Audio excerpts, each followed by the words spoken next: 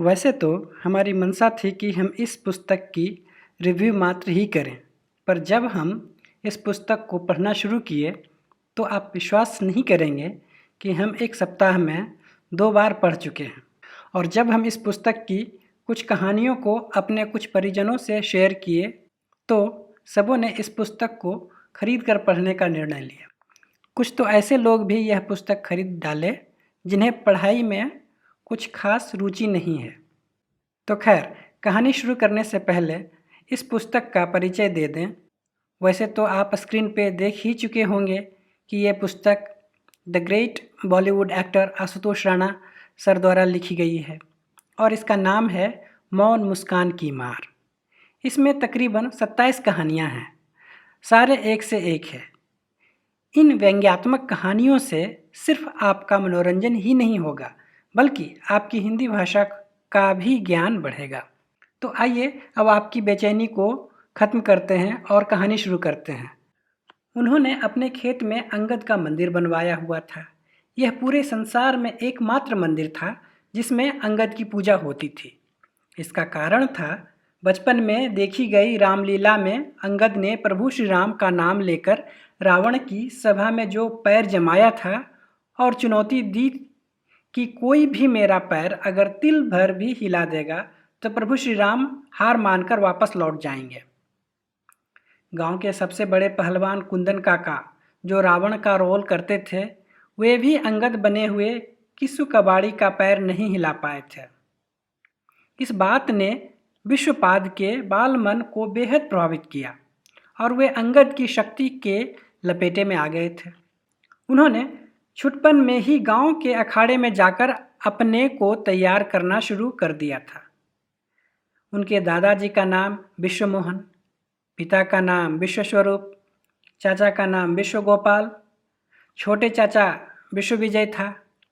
इस नाते संपूर्ण विश्व पर उनके गौधुलिया परिवार का एक छत्र राज था। विश्व में कुछ और बचा नहीं था तो पूरे परिवार ने आम सहमति से अपनी अगली पीढ़ी के इस प्रथम चिराग का नाम विश्वपाद रख दिया था, जिसका अर्थ होता है विश्व के चरण, या ऐसे चरण जिनकी विश्व भर में प्रतिष्ठा है। इनके नाम विश्वपाद ने भी अंगद के प्रति इनकी भक्ति को बढ़ाने में फर्टिलाइज़र का काम किया। इनको लगता कि दुनिया के इतने लंबे इतिहास में अभी तक मात्र 3 चरण है जिनकी चर्चा होती है। एक, रावण का विभीषण पर पद प्रहार। दूसरा, अंगद का रावण की सभा में पद स्तंभन, चरण जमा देना। तीसरा, नील आर्मस्ट्रॉन्ग, जिसने चांद पर सबसे पहले अपने चरण रखे थे। वैसे ही इनको भी अपने पदों को विश्व के चौथे चरण के रूप में प्रतिष्ठित करना आवश्यक है, तभी वे अपने नाम विश्वपाद की गरिमा को सुरक्षित रख पाएंगे। वे अपने आराध्य देव अंगद से प्रेरित हो प्रतिदिन अखाड़े में अपने पैरों को यथा नाम तथा गुण देने में जुट गए। किंतु जैसी कि परंपरा है, ग्रामीण अंचल में शास्त्रीयता को लोग सरल करके स्वीकार करने में विश्वास करते हैं, तो वही उनके शास्त्रीय गरिमा से पूर्ण नाम विश्वपाद के साथ हुआ। लोग इन्हें विश्वपाद की जगह सुविधानुसार विश्वपाद या विस्पाद कहकर बुलाने लगे। माना जाता है कि नाम का प्रभाव मनुष्य की प्रवृत्ति पर पड़ता है। यह सत्य है या नहीं, यह विवादास्पद है, किंतु विस्पाद के ऊपर यह फॉर्मूला एकदम सही साबित हुआ। पहलवानी के चक्कर में ताकत बढ़ाने के लिए अपनी पाचन शक्ति की औकात से ज़्यादा किस्म किस्म के पिस्ता, बादाम, अखरोट, दूध, दही, केला, छाछ, लस्सी के निरंतर सेवन से उनके पेट का सिस्टम गड़बड़ा गया, जिसके परिणाम स्वरूप हर 10-15 मिनट में विस्पाद के पेट से ऑटोमेटिक गैस रिसती रहती। इनके पेट से बिना आवाज़ किए छूटने वाली इस अपान वायु में विलक्षण मारक क्षमता थी। यह मरे हुए चूहे, सड़े हुए अंडे या किसी बड़े शहर के कभी ना साफ होने वाले गंधाते नाले की दुर्गंध से भी अधिक भीषण और अत्याचारी थी। जब विस्पाद ताल ठोककर अखाड़े में उतरते तब उनका यह वायवास्त्र अखाड़े में इनके गूंथे हुए पहलवान के लिए प्राणघातक होता था, जिससे विचलित होकर विरोधी पहलवान दम घुटकर मरने से बेहतर चित्त होकर हारना पसंद करता। अपनी प्रतिष्ठा से अधिक उसे अपने प्राणों की परवाह हो जाती। उस समय यदि विस्पाद उसकी पकड़ में भी होते, वह उनको चित करके जीतने के कगार पर होता और तब विस्पाद हार से बचने के लिए उसकी पकड़ से छूटने के प्रयास में अपने शरीर को आड़ा तिरछा करते। ठीक उसी समय उनका यह वायु अस्त्र, जो खुद मुख्तार की श्रेणी में आता था, जिस पर इनका कोई कंट्रोल नहीं था, बिना इनकी मर्जी के चुपचाप छूटकर विस्पाद के लिए संकट मोचक का काम करता। विष से भी अधिक घातक वायु के चैम्बर के बिल्कुल समीप होने के कारण वह विरोधी पहलवान, जो अभी तक इन पर हावी था, इनको छोड़ने के लिए फड़फड़ाने लगता, लेकिन विस्पाद जोंक के जैसे उससे चिपक जाते, जिससे अपनी जान बचाने के लिए वह विरोधी पहलवान स्वयं ही चित हो जाता, अपनी पीठ पर मिट्टी लगा लेता और खुद ही विस्पाद की जीत की घोषणा कर अखाड़े के बाहर भाग खड़ा होता। लोग आश्चर्य से विस्पाद के इस कौशल की दाद देते। कुश्ती के बड़े बड़े महारथियों को भी विस्पाद का यह अनोखा दांव समझ में ना आता। वे चमत्कृत हो जाते कि पता नहीं यह कौन सी विद्या है विस्पाद के पास, जो अभी तक विस्पाद की छाती पर चढ़ा हुआ पहलवान खुद ही उनको अपने ऊपर लेकर चित हो जाता है और अखाड़े से भाग खड़ा होता है। इस हवाबाण दांव के कारण पहलवानी की दुनिया में उनका नाम हो गया। वे अजय पहलवान हो गए थे। लोग उनसे जोड़ लिखाने से डरते। परिणाम स्वरूप कभी कभी वे बिना लड़े ही विजेता घोषित कर दिए जाते। कुश्ती फेडरेशन में इस बात की शिकायत भी नहीं की जा सकती थी, क्योंकि उनका यह पाद प्रहार, जिसका प्रमाण पेश कर पाना संभव था, कुश्ती के नियमों के मुताबिक अवैध, अनैतिक, धोखा या छल की श्रेणी में नहीं आता था, क्योंकि हवा कोई पुख्ता सबूत नहीं होती। और सबसे बड़ी बात, इस पाद प्रहार का उस हारे हुए पहलवान के अलावा कोई और गवाह भी नहीं होता था, क्योंकि मामला पूरा साउंडलेस था। शिकायत करने पर इसे पहलवान के द्वेष, उसकी चिढ़ की श्रेणी में रखा जाता, जो अपनी हार से बौखलाकर विस्पाद के विरुद्ध अनर्गल प्रलाप कर रहा है। रेफरी भी बदबू सूंघता था, किंतु इसका लाभ विस्पाद को ही मिलता। वह कहता कि विस्पाद ने अपने उठा पटक, दऊं तरय, गुलक दऊं दांव से अपने विरोधी पहलवान को पदा कर रख दिया। उन दिनों पहलवानी में सुहागपुर, इटारसी, बनारस, जबलपुर, बुरहानपुर एक बड़ा नाम हुआ करता था। यहाँ के पहलवानों से जोड़ लिखाते हुए अन्य मल्लों के पैर कांपते थे। विस्पाद के कारण हमारे गांव के अखाड़े की कुश्ती की दुनिया में धाक सी जम गई थी, इसलिए दूर दूर के प्रसिद्ध मल्ल भी हमारे गांव में ताल ठोकने के लिए बेताब रहते थे। इन पहलवानों को, जिनके लंगोट को आज तक कोई अन्य पहलवान हाथ भी न लगा पाया था, विस्पाद के इस दमघोटू हुनर का इल्म ही नहीं था। सो वे अति उत्साह से नागपंचमी, दिवाली, दशहरा पर हमारे यहाँ होने वाले बड़े दंगल में बढ़ चढ़ कर हिस्सा लेते और विस्पाद को चित करने की हसरत लिए उनके खिलाफ जोड़ लिखवा लेते, किंतु इनमें से हर एक का वही हश्र होता। विस्पाद से लिपटते ही ये बाहुबली जल बिन मछली के जैसे फड़फड़ाने लगते। मनुष्य बिना भोजन के 30 दिन जिंदा रह सकता है, किंतु बिना सांस लिए 3 मिनट में उसके प्राण निकल सकते हैं। सांस को रोकना एवं सांस का अवरुद्ध हो जाना 2 अलग अलग बातें होती है। विस्पाद से लड़ी जाने वाली कुश्ती सांस रोकने की यौगिक क्रिया के अंतर्गत नहीं, बल्कि सांस के बलात् अवरुद्ध किए जाने की श्रेणी में आती थी। विस्पाद के दमघोटू आलिंगन में फंसे हुए ये वीर बलिष्ठ बाहुबली भीम पुरुष उस समय संसार के सबसे निरीह और असहाय प्राणी प्रतीत होते। अभी तक अजय रहने वाले ये मल्ल हमारे गांव की हवा से परास्त हो जाते और उन्हें मजबूरन संन्यास लेना पड़ता। कुश्ती सांस रोककर लड़ी जाने वाली विधा नहीं है। फिर भी कुछ पहलवानों ने विस्पाद के इस दांव का तोड़ निकालने के लिए उनको चित करने की हसरत से कबड्डी का प्रशिक्षण लिया, जिससे वे 2 मिनट तक सांस रोककर लड़ सकें। किंतु गैस रिलीज का कोई निश्चित टाइम तो होता नहीं था, जिससे विस्पाद का विरोधी टाइम सेट करके सांस रोक सके। अपान वायु के अप्रत्याशित रिसाव से पहलवान हदबदा जाते, जिससे कभी कभी उन्हें ठसका भी लग जाता और उनका दम टूट जाता, क्योंकि विस्पाद का यह हवावाण H2SO4 से भी अधिक घातक होता था। विस्पाद पहलवानी में तो बढ़ रहे थे, किंतु पढ़ाई में पिछड़ रहे थे। ऐसा नहीं था कि वे ठस बुद्धि थे, वे निम्न औसत बुद्धि के विद्यार्थी थे, किंतु गैस के अभिशाप के कारण क्लासरूम उनको ऋष्यमुख पर्वत के जैसा लगता था, जहाँ पर अंगद के पिता वानरराज बाली क्षमता होने के बाद भी जान के भय से नहीं जाते थे, क्योंकि उन्होंने दुदुम्बी को मारकर 1 योजन दूर फेंक दिया था, जिससे दुदुम्बी के रक्त की बूंदें ऋषियों के हवन कुंड में गिर गई थीं।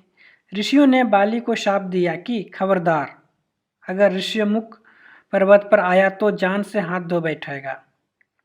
विस्पाद को क्लासरूम में जान का नहीं, अपने मान का खतरा था, क्योंकि जिस ठुसकी की ठसक ने उन्हें अजय पहलवान बना दिया था, वही उनकी कुख्याति का कारण बन जाती, और तमाम बाहुबल होने के बाद भी उन्हें अपने ऋषि रूपी क्लासमेट्स की हिकारत और धिक्कार से उपजे रौरव नरक की यातना से गुजरना पड़ता। इसलिए वे स्कूल को ऋष्यमुख पर्वत मानकर उससे दूर दूर ही रहते, जिससे गोधुलिया परिवार चिंता में पड़ा रहता। जैसे तैसे विस्पाद स्कूल से पास होकर कॉलेज में BA के मार्ग से होते हुए LLB हो गए। पहलवानी और पढ़ाई की इस प्रक्रिया के बीच गुपचुप उन्होंने डॉक्टर से इस निराकार वे आवाज मानभंजनी का उपचार कराना चाहा था, किंतु परीक्षण के दौरान ही उसके रिसाव से डॉक्टर बेहाल हो कमरा छोड़ भाग जाते और आइंदा यहाँ न आने की चेतावनी देकर उन्हें भगा देते। एक एक कर इलाके भर के सभी डॉक्टरों ने इनके लिए अपने दवाखाने के दरवाजे बंद कर दिए। डॉक्टरों के रवैये से नाखुश होकर उन्होंने एलोपैथी छोड़ जड़ी बूटियों को पकड़ लिया, जिससे उनकी समस्या खत्म होने के बजाय और बिफर गई। अभी तक तो वे 10 बाई 10 के एरिया को ही कवर करते थे, किंतु जड़ी बूटियों के सेवन से उनका घनत्व तो और अधिक बढ़ गया। अब वे 20 बाई 20 के ओपन क्लोज एरिया को प्रभावित करने लगे। अपनी ही हवा को अपने ही विरुद्ध वातावरण बनाता देख विस्पाद ने इसका तोड़ निकाला और भीड़ भीड़ में घुसना शुरू कर दिया, क्योंकि भीड़ में पकड़े जाने की संभावना न के बराबर होती है, क्योंकि भीड़ पर किसी भी कृत्य दुष्कृत्य की सामूहिक जिम्मेदारी होती है। सब एक दूसरे को शक की निगाह से देखते हैं, लेकिन कोई किसी पर स्पष्ट आरोप नहीं लगा पाता। इसमें कोई एक व्यक्ति अपराधी नहीं ठहराया जाता। शक की बिना पर मूल अपराधी दोषी होते हुए भी दोष मुक्त होकर निर्दोष जीवन जीता रहता है। साथ ही उन्होंने आजीवन विवाह न करने की प्रतिज्ञा भी कर ली, क्योंकि जिस वायु के साथ वे इतने सालों से रह रहे थे, उसके कोप से वे भली भांति परिचित थे कि जब इस दुष्टा ने इतने बड़े बड़े पहलवानों को उनके साथ नहीं टिकने दिया, तो फिर इस बेचारी मासूम लड़की की क्या बिसात। शादी की पहली रात ही यह प्रतिष्ठाखोरी फुसकी बिना कोई शोर शराबे के अपने प्रकोप से उस मासूम लड़की को थू थू करते हुए घर से भागने पर मजबूर कर देगी। इस नवयौवना को थूकता देख पूरा समाज उन पर थू थू करेगा, भद्द पीटेगी सो अलग। इसलिए बदनामी से बेहतर है ब्रह्मचर्य। सो वे ब्रह्मचारी हो गए। उनके ब्रह्मचर्य की घोषणा से घर में हड़कंप मच गया, क्योंकि गोधुलिया वंश को आगे बढ़ाने की जिम्मेदारी उनके मजबूत कंधों पर थी। वे मात्र अपराजित पहलवान ही नहीं, एक सफल वकील की ख्याति को भी प्राप्त कर चुके थे। प्रदेश ही नहीं, देश भर की अन्य अदालतों में भी लोग उनको जमानत वीर के नाम से जानते थे। कितना ही संगीन अपराध क्यों ना हो, अपराधी को कहीं भी जमानत ना मिल रही हो, वह चारों तरफ से निराश हो चुका हो, तब वह विस्पाद के पास आता और विस्पाद उसको जमानत दिलवाकर ही दम लेते। वे सेशन कोर्ट से लेकर हाई कोर्ट और सुप्रीम कोर्ट तक उन जजों की बेंच पर अपना केस पुट करते जिनकी अदालत खचाखच भरी होती थी। उनके घुसते ही अदालतों का विषादपूर्ण वातावरण विषाक्त हो जाता। अक्सर जजों के सामने वकील बेचैन होते हैं, लेकिन विस्पाद की उपस्थिति में जज बेचैनी से फड़फड़ाने लगते। उन्हें वॉमिटिंग सेंसेशन होने लगता। स्टेनो से लेकर चौबदार तक न चाहते हुए भी अदालत की अवमानना कर बैठते। वे अपना काम बीच में छोड़ अपनी जगह से उठ खड़े होते। अदालत की गंभीरता को ताक पर रख नाक पर रुमाल रख लेते या नाक के सामने दोनों हाथ जोर जोर से लहराते हुए पंखा झेलने लगते, जिससे उन पर कभी कभी कंटेम्प्ट भी लग जाता। कुछ कच्चे दिल वाले जिन्हें अमोनिया टाइप की गंध, मरे चूहे की बदबू से एलर्जी होती, वे अचानक अदालत में उल्टी कर देते।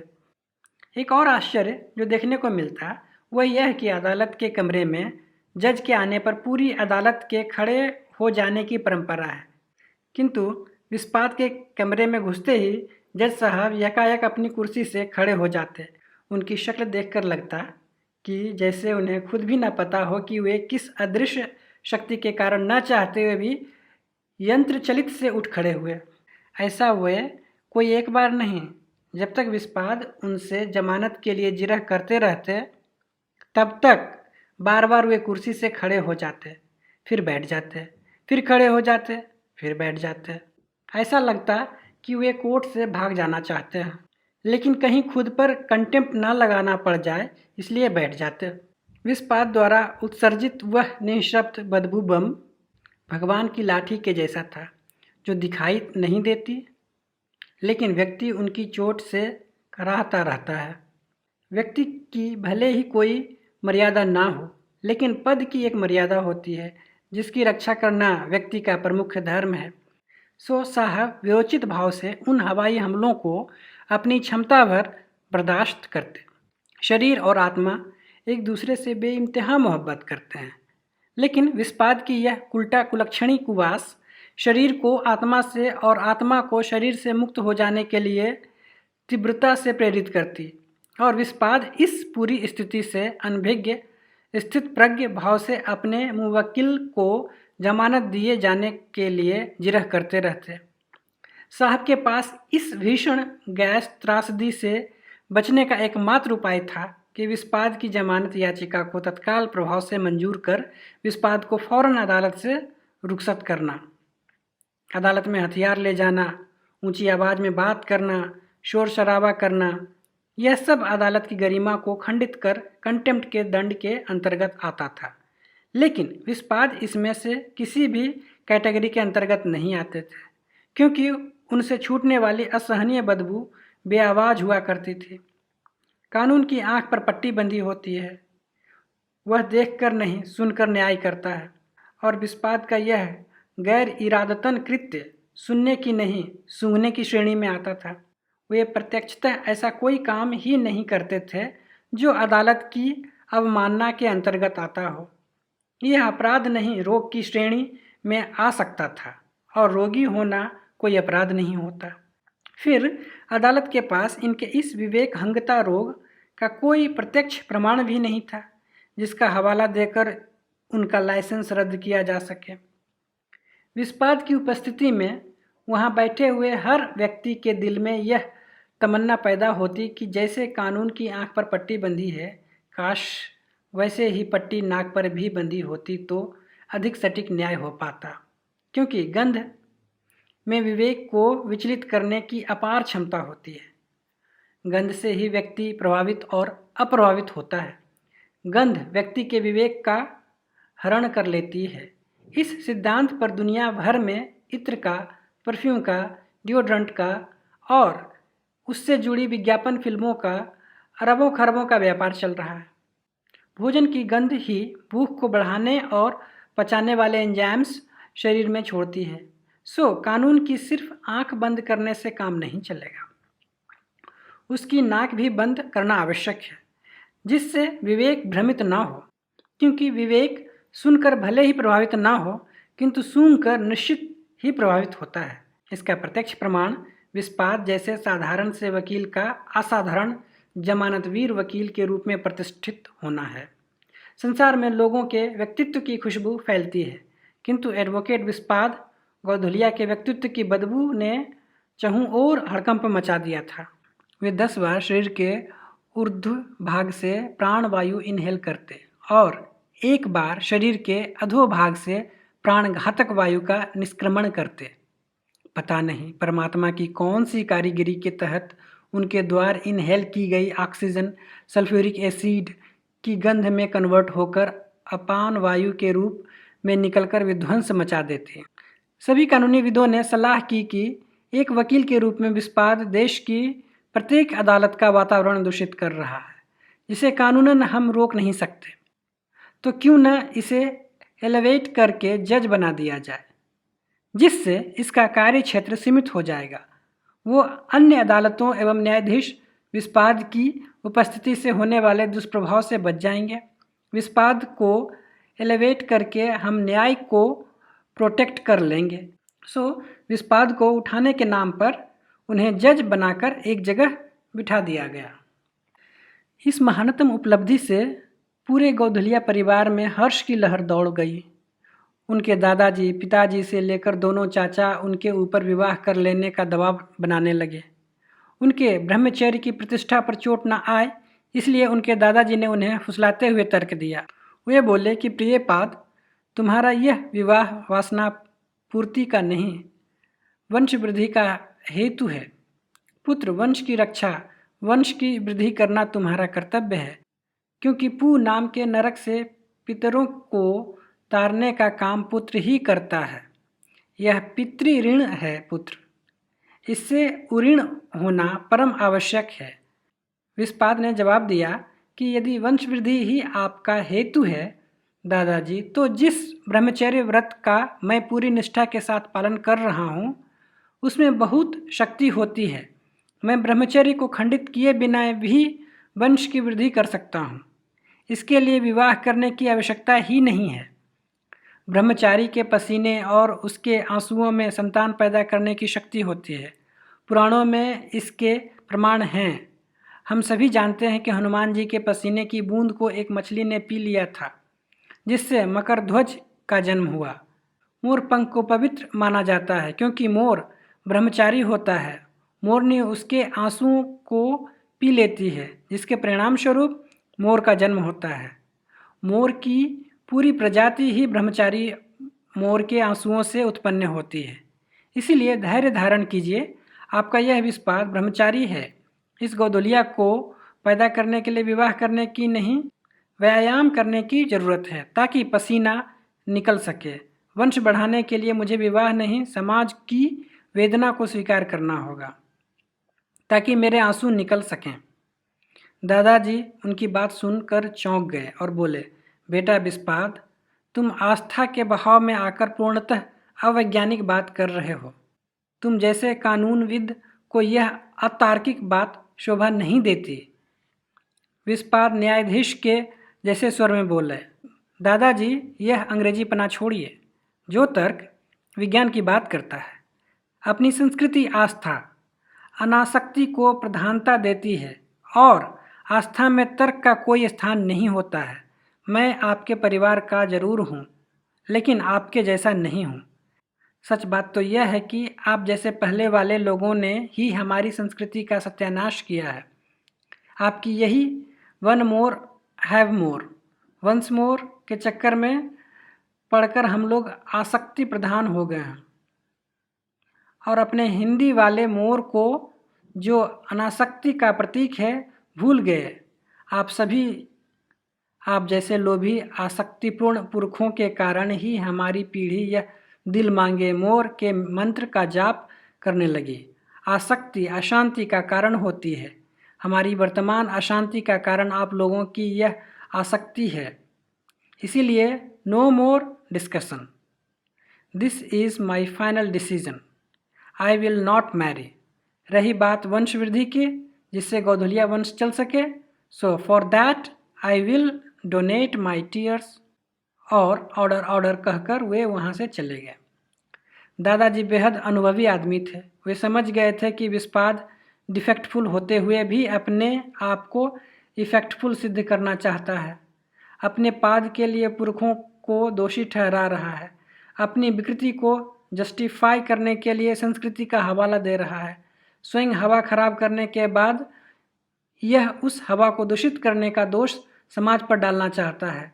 दादाजी को क्रोध आ गया और उन्होंने ललकार कर कहा, अपने औकात से ज़्यादा खाने वाले बदहजमी के शिकार, अन्य को पचाने में असमर्थ अपची, पवित्र पद पर पदासीन पदोड़े, पाद की दम पर पहलवानी के शिखर पर पहुंचने वाले विस्पाद, कान खोलकर सुन ले, मैं गौधुलिया वंश का पितामह तुम्हें शाप देता हूँ कि आज से तुझे ना पसीना निकलेगा और ना ही आंसू। और दादाजी का श्राप सत्य हुआ। विस्पाद के साहब बन जाने के कारण वे एसी कार से निकलकर एसी दफ्तर पहुँचते हैं, जिससे उन्हें पसीना नहीं निकलता। अब उन्हें आंसू भी नहीं निकलते, क्योंकि आंसू तो वेदना की उत्पत्ति होते हैं, विवेक ही नहीं, क्योंकि उन पर समाज को न्याय देने की जिम्मेदारी है। न्याय वेदना पर नहीं, विवेक पर आधारित होता है। कुछ लोगों का मानना है कि व्यक्ति का विवेक जागता ही तब है जब उसकी वेदना मर जाती है। तो कैसी लगी विस्पाद की कला और टैलेंट? खैर, हम आप लोग के लिए इस पुस्तक की कुछ और कहानियों का अनुवाद करेंगे। वैसे तो इस कहानी को सुनने के बाद बोलने की ज़रूरत नहीं है, पर फिर भी आप लोग ये किताब को ज़रूर पढ़ें और ख़रीद कर पढ़ें। इसका मूल्य बहुत ही कम है, मात्र 160 रुपये। और एक अनुरोध हम राणा सर से भी करना चाहेंगे कि वे अपने लेखन को विराम ना दें और भी ऐसी ऐसी कहानियाँ लिखें। उनकी लेखन की कला ऐसी है कि कोई भी मंत्रमुग्ध हो जाएगा। खैर, आज के लिए इतना ही, फिर मिलते हैं उनकी दूसरी कहानी के साथ।